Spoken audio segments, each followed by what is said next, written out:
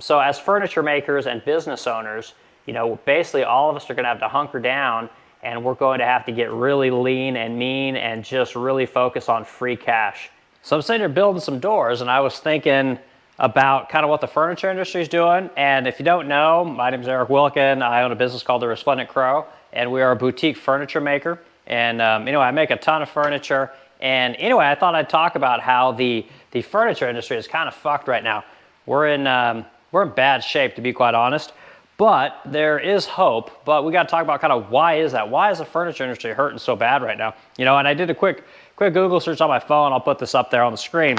And basically what it's saying is that we're kind of in a decline right now because the housing market is in such crappy shape. So due to high interest rates, people are buying less houses. And again, for those of you that don't know, my wife is in the real estate industry, and she sells new houses. And anyway, so our furniture business is highly correlated to the housing market, okay, or the housing industry. So when sales of the housing market are robust, it translates into people buying a lot of furniture, right? Or they're moving from one house to another house. They decide this piece of furniture doesn't work for this room or this style or whatever, and they buy another piece of furniture. Well, what I'm seeing a lot of right now is that basically people aren't moving, and so they're not obviously spending money on houses. And because I sell high-end, very expensive furniture, I still have many buyers, but my sales have basically been cut in half, right? Which is not unheard of, during the slow period. This being the slow period, which is the summer.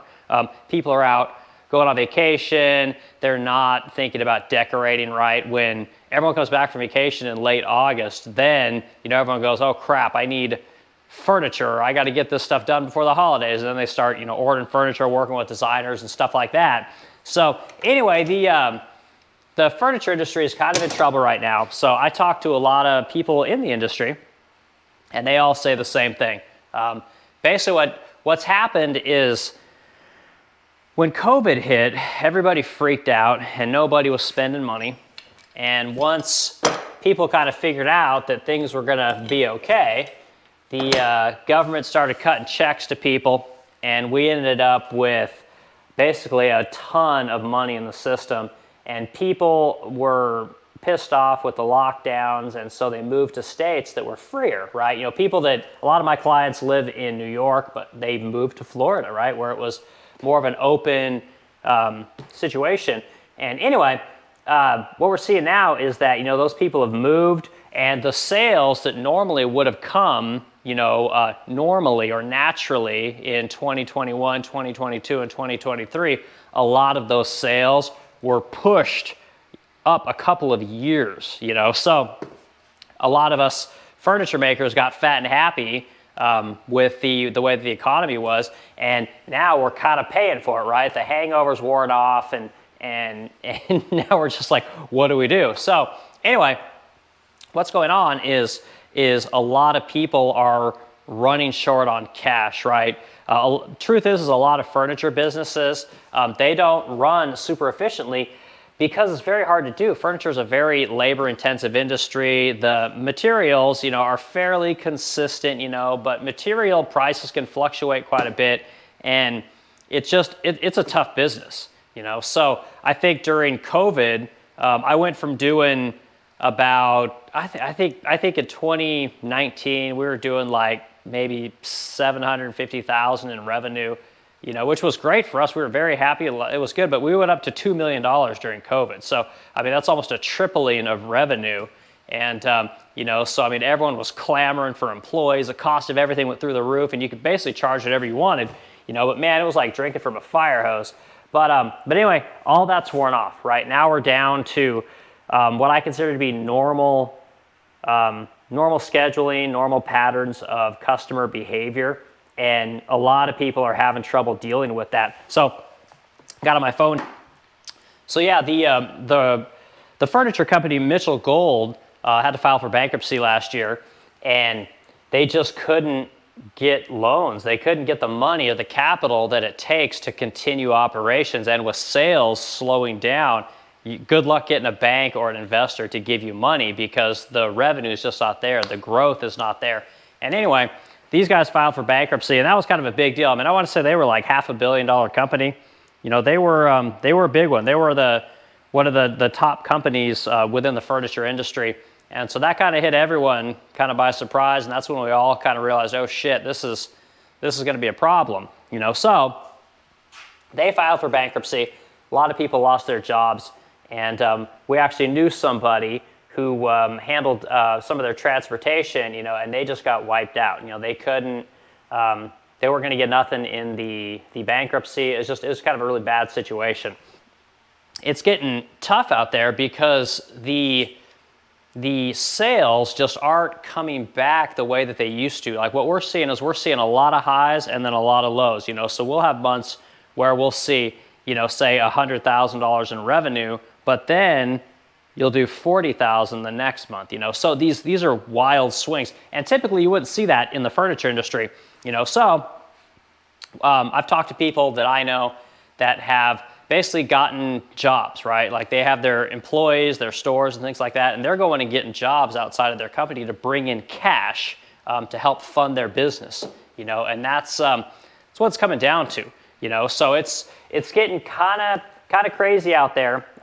So as furniture makers and business owners, you know, basically all of us are going to have to hunker down, and we're going to have to get really lean and mean and just really focus on free cash. You know, that's only advice I can give anyone. Like if there's someone who's not producing a product every single day, like get rid of them, you know. And it sounds bad, but we're all going to struggle if we try and keep people on, and we try and keep, you know, if we keep inventory in our shops that isn't making us money, got to get sold. You know, if you got to fire sale things, like that might be something you need to think about, because otherwise we're going to end up like these companies that they have no more access to capital, right?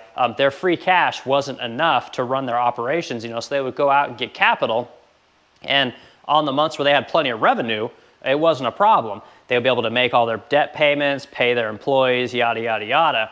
But when you'd have your bad months, they'd dip into that capital that they had, you know, whatever kind of capital they were borrowing, they dip into that to pay their expenses. And then towards the end of the year, eventually it all kind of works itself out. Sometimes you restructure these loans, and anyway, those days are over, you know. So capital markets are getting much tighter for businesses.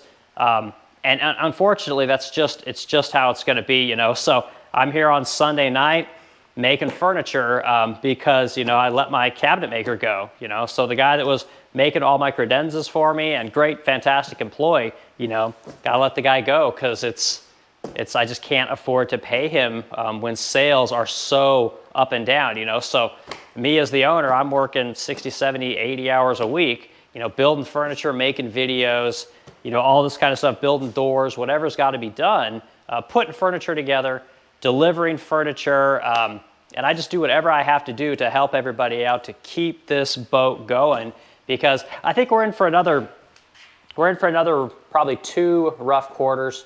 From what I'm hearing in the housing industry is like, it's, you know, it's okay, but what it is it's kind of, if you have a high-end property, you're not having any trouble selling that property. If you have kind of a middle of the road kind of property, there's a little bit more trouble getting those things sold right now. And honestly, it's the same thing in the furniture game. If you make a very unique, in-demand product, kind of like we do, there's business, right? It's not what we want it to be, but there is business, and there's plenty of people out there paying designers to design rooms and do entire houses, and so the business is there. But as a furniture maker, you have to operate very lean. You have to offer product that is very unique, very exceptional, and you have to kind of be in demand, because as I think the economy is going to continue to tighten probably for the rest of the year, we're going to be in for, like I said, a rough couple quarters, I think. These rate cuts that they're talking about, we may get a decent rate cut in September, and we may get another one by the end of the year, you know, which that'll help, but we need to get the housing market moving again. And with these high interest rates, the people that would normally sell their houses to buy something else, they're not doing that. Because if they sell their house that has a 3% interest rate, what are they going to go buy, right? They're going to go buy a house that has a 7% interest rate. Like it doesn't make any sense. So a lot of people sitting on the fence, but once this glut of potential once this glut of potential home buyers is pushed through with lower interest rates, it's really going to help to bring it's really going to help bring the furniture industry back up, right? People buying furniture for new houses, getting rid of their old stuff, bringing in the new stuff, so on and so forth. It's not what everyone wants to hear, but this is just what I'm seeing in the industry. I've owned this business for 7 years at this point, and it's a good run. It's a great way to make a living, but it can be hard and it can be challenging. And anyway, I think that's where we're at. So anyway, this content is I'm just kind of putting this out there to speak to people that are interested in the furniture industry and speak to people that maybe have their own businesses and are kind of looking for like-minded people to talk about this with. So if you have any comments or questions, or tell me what you're seeing. Let me know what's kind of going on in your neck of the woods, wherever that might be. We're here in St. Louis, Missouri. I talk to people in Chicago. I talk to people in Dallas. I talk to people in North Carolina. So I feel like I got a pretty good pulse on what's going on. But yeah, it's going to get rough, y'all. So just kind of hang in there and be very efficient with what you do, and make every customer as happy as you can, and keep building that client list, because man, you're really going to need that when times get a little bit tougher. The clients that you had in the past are most likely going to be the ones that are going to keep you in business when times get rough. So it's not going to be a ton of your new clients; it's going to be your old clients. So anyway, I hope everyone has a good one, and we got a new week coming in. So I'll try and post some more of this stuff. So like I said, if y'all want to know anything about the furniture industry, about our business here, the Resplendent Crow, tell me about your business. Tell me what you're seeing. I'd love to hear it. Yak later.